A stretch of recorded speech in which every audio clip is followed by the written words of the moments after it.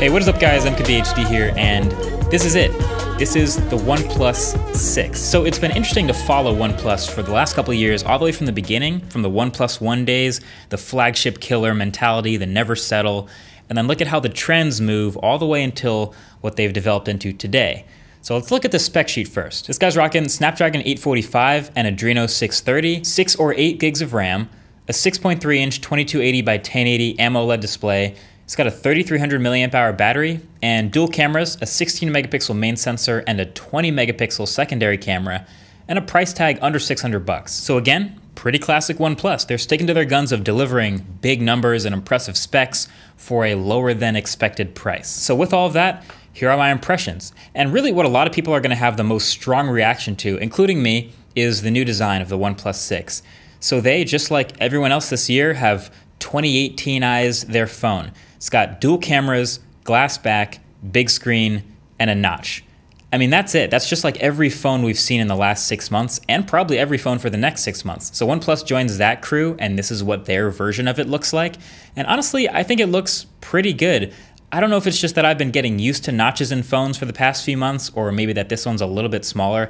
I don't know what's wrong with me, but I think this phone overall looks pretty good. The text and icons go right up to the edge in the corners. The bottom chin is pretty small, so it's not bad. The glass back is a little more interesting. It's got that signature OnePlus curve to it, so it's the same shape as the rest of their phones. It adds a little weight though from being glass. No wireless charging though. That's kind of a turnoff, but that's just the first impression. There's actually 3 different glass back finishes: a mirror glossy back that kind of looks like a ceramic, a soft white with this rose gold metal accent color, and yes, a matte black.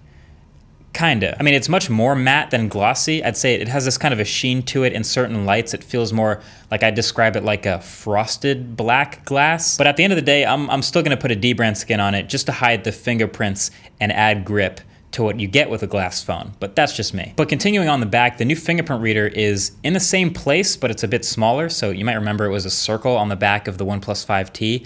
I liked that. This one has less surface area, and it sits right below the vertically oriented dual cameras that pretty much everyone is adopting now. This dual camera setup is actually kind of interesting though.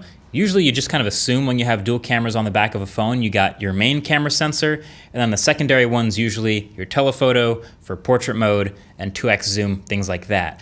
These 2 cameras are actually the same focal length. So the primary camera is a Sony IMX519, a 16 megapixel sensor with an f1.7 aperture and OIS.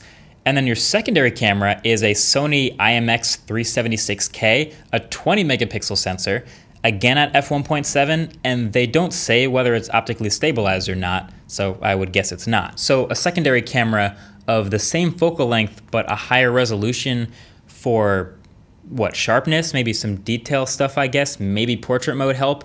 I don't really know exactly. This is something we're gonna have to test for the full review.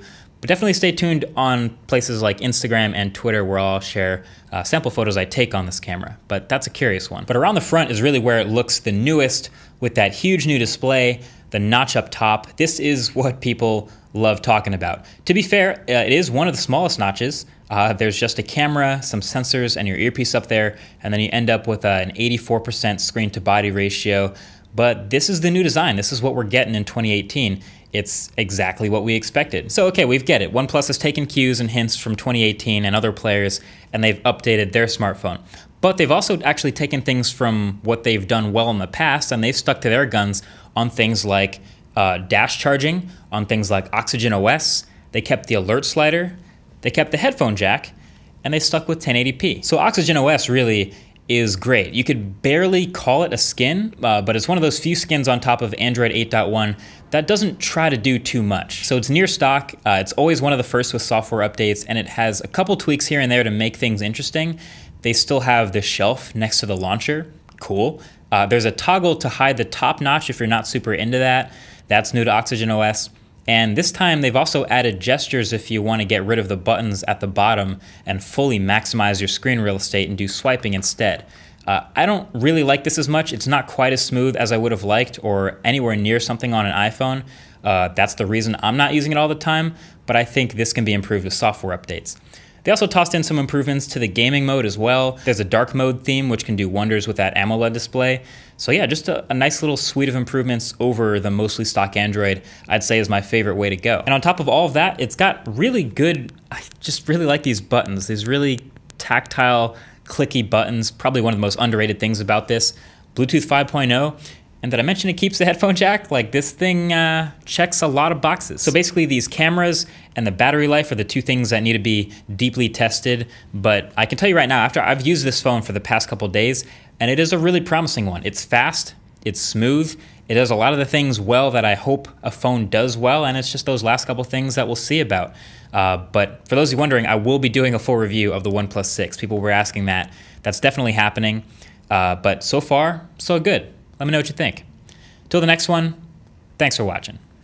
Peace.